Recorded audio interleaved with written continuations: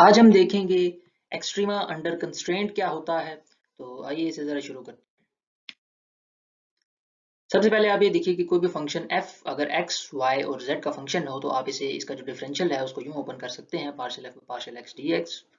by y dy and by z dz and so on. इसको फिर आप simply यूं भी लिख सकते हैं del f dot dr where del f is the gradient of f। अब डॉट प्रोडक्ट को आप कैसे ओपन करते हैं कि the component of first vector along the second vector into the magnitude of the second vector. तो इसे आप यूं ओपन करके आप component of del F along D R को यूं लिख सकते हैं, जिसका मतलब ये है कि डेल एफ का जो कंपोनेंट है along any direction D R that must be given by the rate of change of function F along that direction या derivative of function F along that direction. अब अगर ये डेरिवेटिव जीरो है तो इसका मतलब ये है कि जो कंपोनेंट है डेल एफ का अलोंग डी आर वो जीरो है। अब अगर किसी वेक्टर का कंपोनेंट किसी डायरेक्शन में जीरो हो तो इसका मतलब ये होता है कि वो उस डायरेक्शन के परपेंडिकुलर है। लिहाजा अगर ये डेरिवेटिव जीरो है, component of del F along D R zero है, तो इसका मतलब ये है कि del F is perpendicular to D R. अब आपका जो एक्सट्रीमा अंडर कंस्ट्रेंट की बात करते हैं, आमतौर पर जब आप किसी फंक्शन को एक्सट्रीमाइज करते हैं तो आप उसका जो डेरिवेटिव है उसको जीरो के बराबर पुट करते हैं और वहां से आप एक्सट्रीमम पॉइंट निकाल लेते हैं। लेकिन वहां पर आपको कोई रिस्ट्रिक्शन ना कोई या कोई कंस्ट्रेंट नहीं गिवन होता। बाज़ औक़ात आपको ये कहा जाता है मिसाल के तौर पर कि आप किसी पॉइंट का ओरिजिन से जो डिस्टेंस है उसको मैक्सिमाइज करें under the condition under the constraint के वो पॉइंट जो है वो किसी प्लेन पर लाया करना चाहिए या जनरली किसी सरफेस पर लाया करना चाहिए। मिसाल के तौर पर स्फीयर की सरफेस हो सकती है। तो ऐसी ये जो एक रिस्ट्रिक्शन साथ दी जाती है कि आपने किसी फंक्शन एफ को मैक्सिमाइज मिनिमाइज तो करना है, लेकिन साथ एक रिस्ट्रिक्शन है कि जो वो मैक्सिमम या मिनिमम पॉइंट है वो किसी सरफेस एस के ऊपर लाया करना चाहिए, जिसकी इक्वेशन यहाँ पर आपको दी गई है g of x y z is equal to 0। तो इसको सॉल्व करने का जो एक डायरेक्ट सा मेथड है वो तो ये है कि आप इस फंक्शन f की सिर्फ वो वाली वैल्यूज कंसिडर करें जो इस सरफेस s के ऊपर लाया कर रही हैं, और उन वैल्यूज का आप डेरिवेटिव जीरो के बराबर रख के आप अपना एक्सट्रीमम पॉइंट निकाल लीजिए। इस तरह से आपका प्रॉब्लम जो है वो सॉल्व हो जाएगा। इसके लिए आपको क्या करना होगा, आपको इस सरफेस को इस फंक्शन के अंदर पुट करना होगा। आप इस सरफेस को किसी एक वेरिएबल फर्ज कीजिए z के लिए सॉल्व करें और z की वैल्यू ऊपर फंक्शन के अंदर पुट कर दें, तो आपके पास फंक्शन की वो वैल्यूज आ जाएंगी जो इस सरफेस s के ऊपर लाया करती हैं। फिर उनका डेरिवेटिव जीरो रख के आप एक्सट्रीमम पॉइंट बड़ी आसानी से निकाल सकते हैं। लेकिन ये प्रोसेस जो है वो काफी टीडियस साबित हो सकता है, बाज़ औक़ात इम्पॉसिबल भी होगा, क्योंकि हो सकता है फंक्शन g को आप किसी एक वेरिएबल के लिए एक्सप्लिसिटली सॉल्व ही ना कर पाए, और अगर सॉल्व करके आपने ऊपर फंक्शन में पुट भी कर दिया तो फंक्शन f की जो फाइनल फॉर्म है वो इतनी कॉम्प्लिकेटेड हो सकती है कि उसके साथ मजीद कंटिन्यू करना हो सकता है वो पॉसिबल ना हो या एट बेस्ट मुश्किल हो। तो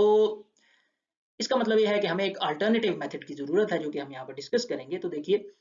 for the extremum point P on the surface S, फर्ज करते हैं कि ये जो सरफेस S है इसके ऊपर फंक्शन f का एक्सट्रीमम पॉइंट P है। इस पॉइंट P पर उस फंक्शन की मैक्सिमम या मिनिमम वैल्यू एग्जिस्ट करती है।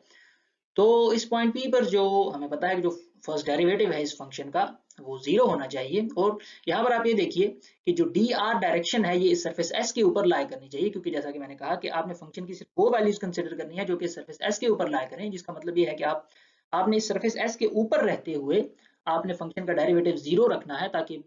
वो वो एक्सट्रीमम पॉइंट आ सके जो इस सरफेस S के ऊपर लाया करता है। तो मजीद आप ये देखिए, लिहाजा ये जो डी आर है ये सरफेस एस के ऊपर ये कोई डायरेक्शन होगी जो कि पॉइंट पी से गुजरेगी।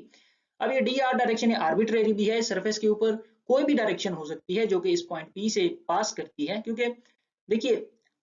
ऐसा तो नहीं हो सकता कि ये फंक्शन जो है इसका डेरिवेटिव एक डायरेक्शन के अलोंग तो जीरो हो, लेकिन यानी कि एक डायरेक्शन के अलोंग ये मैक्सिमम या मिनिमम हो, लेकिन किसी दूसरी डायरेक्शन के अलोंग ऑन द सरफेस ऐसे मैक्सिमम या मिनिमम ना हो। आपने इस पूरी सरफेस के ऊपर इसकी मैक्सिमम या मिनिमम वैल्यू निकालनी है। लिहाजा along any direction on this surface जो कि पॉइंट पी से पास करेगी, जो फंक्शन f है इसे मैक्सिमम या मिनिमम होना चाहिए, इसका डेरिवेटिव जीरो होना चाहिए। लिहाजा जो डी आर है ये आर्बिट्रेरी डायरेक्शन है on the surface s passing through point p। अब जैसा कि हमने पीछे दूसरी स्लाइड में देखा था कि अगर ये डेरिवेटिव जीरो हो तो इसका मतलब ये है कि डेल f जो है वो इस डी आर के परपेंडिकुलर है, क्योंकि अगर ये rate of change of f along D R zero है तो इसका मतलब है कि डेल एफ का जो कंपोनेंट है अलोंग डी आर वो जीरो है। तो डेल एफ डी आर के परपेंडिकुलर होगा। डी आर चूंकि कोई भी डायरेक्शन हो सकती है इस सरफेस के ऊपर पासिंग थ्रू पॉइंट पी, तो हम कह सकते हैं कि del F is perpendicular to all the directions on the surface S passing through point P, या आप यूं कहें कि del F is perpendicular to this whole surface S at point P. मजीद आप ये देखिए कि जो g of x y z is equal to 0 है, इस फंक्शन की जो वैल्यूज है at all the points on this surface S वो जीरो है, क्योंकि इस सरफेस के तमाम पॉइंट्स इस इक्वेशन को सेटिस्फाई करेंगे, सरफेस की इक्वेशन को। लिहाजा G of X Y Z की जो वैल्यूज है at all the points on surface S वो सेम है, वो जीरो है।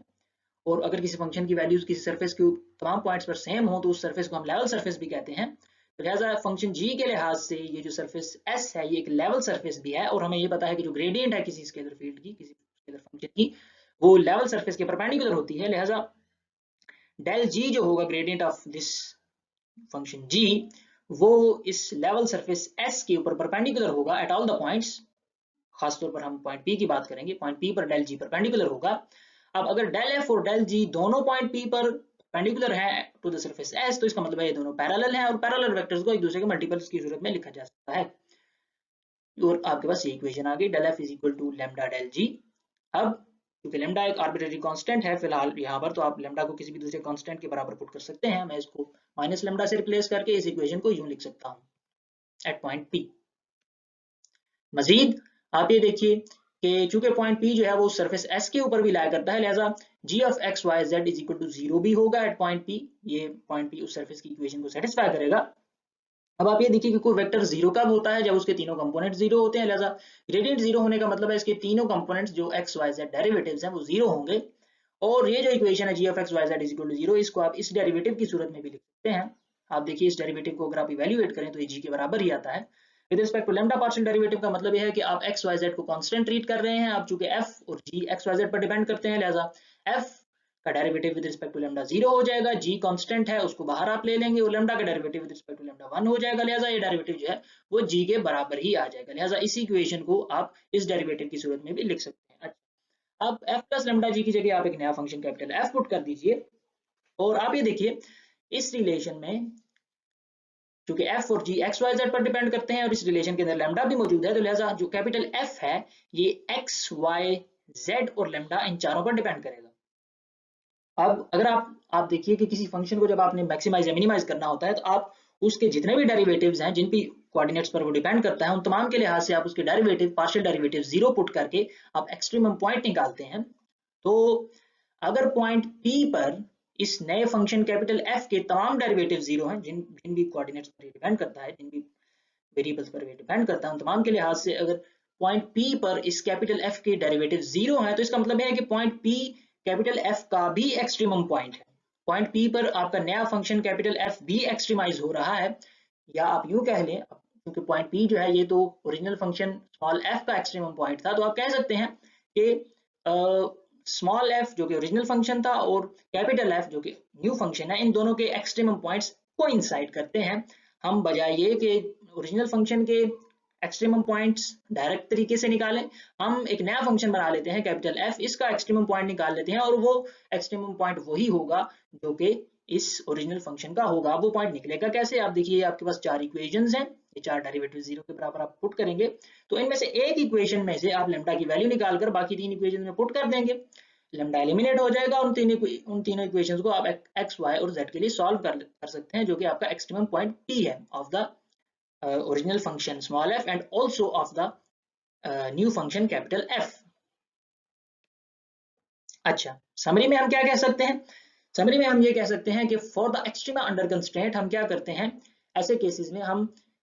कंस्ट्रेंट का एक मल्टीपल ओरिजिनल फंक्शन में ऐड करते हैं और एक नया फंक्शन बनाते हैं f प्लस लेमडा जी, जो कि कैपिटल F है, एक नया फंक्शन बनाते हैं। उस नए फंक्शन को हम एक्सट्रीमाइज कर देते हैं, और उस नए फंक्शन का जो भी एक्सट्रीमम पॉइंट है वो ओरिजिनल फंक्शन का भी एक्सट्रीमम पॉइंट होगा। इस मेथड को हम the method of Lagrange multipliers कहते हैं, और ये जो लैम्डा है जो कि मल्टीपल था कंस्ट्रेंट का, इसको हम लेग्रांज मल्टीप्लायर भी कहते हैं। अच्छा, अब अगर दो कंस्ट्रेंट्स की बात हो, फर्ज कीजिए दो सर्फेसेस दी हुई हैं S1 एंड S2, जिनकी इक्वेशंस हैं G1 of x y z is equal to 0 and G2 is equal to 0। अब आपका जो एक्सट्रीमम पॉइंट है, कंडीशन दो कंडीशंस हैं, दो कंस्ट्रेंट्स हैं कि आपका एक्सट्रीमम पॉइंट इन दोनों सर्फेसेस पर लाया करना चाहिए, जिसका मतलब ये है कि डेल f जो है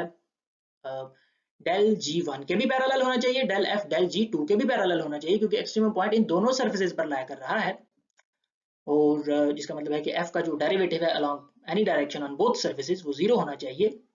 जैसे डेल f जो है वो इन दोनों ग्रेडियंट्स के प्रोपोर्शनल, इनके पैरेलल होना चाहिए, लिहाजा डेल एफ को डेल जी1 और डेल जी2 इन दोनों के मल्टीपल्स की सूरत में लिखा जा सकता है, और इन दोनों इक्वेशंस को ऐड करके आप यूं भी लिख सकते हैं माइनस लेमडा 1/2 और माइनस लेमडा 2/2, इन दोनों को आप लेमडा 1 और लेमडा 2 से रिप्लेस कर सकते हैं, क्योंकि आर्बिट्रेरी कांस्टेंट्स हैं, फिलहाल इनको आप किसी दूसरे कांस्टेंट से रिप्लेस कर सकते हैं, तो आपके पास ये इक्वेशन आ गई। मजीद आपने साथ दो कंस्ट्रेंट भी लिख लिए जो कि गिवन थे। उसी तरह से आप जो डेल है इसको तीन डेरिवेटिव्स की सूरत में एक्सप्रेस कर सकते हैं, और g1 और g2 इन दोनों को आप कैपिटल F के with respect to lambda 1 and lambda 2 derivatives की सूरत में लिख सकते हैं। तो आपके पास ये 5 इक्वेशंस आ जाएंगी, इनमें से दो इक्वेशंस में से आप लेमडा 1 और लेमडा 2 की वैल्यूज निकाल कर बाकी तीन में पुट करेंगे, लेमडा 1 लेमडा 2 एलिमिनेट हो जाएंगे, और आप उन तीनों इक्वेशंस को x y z के लिए सॉल्व कर लेंगे, कि जो कि आपका एक्सट्रीमम पॉइंट है of the original function small f and also of the new function capital F। तो एनी नंबर ऑफ कंस्ट्रेंट्स हो, यहाँ पर दो थे, जितने मर्जी नंबर ऑफ कंस्ट्रेंट्स हो, 3 4 5 जितने भी हों, जो आपका जनरल मेथड है वो ये है कि आप तमाम कंस्ट्रेंट्स के मल्टीपल्स ओरिजिनल फंक्शन के अंदर ऐड करके एक नया फंक्शन बनाते हैं, और आप उस नए फंक्शन को फिर एक्सट्रीमाइज कर देते हैं, एंड दैट्स इट।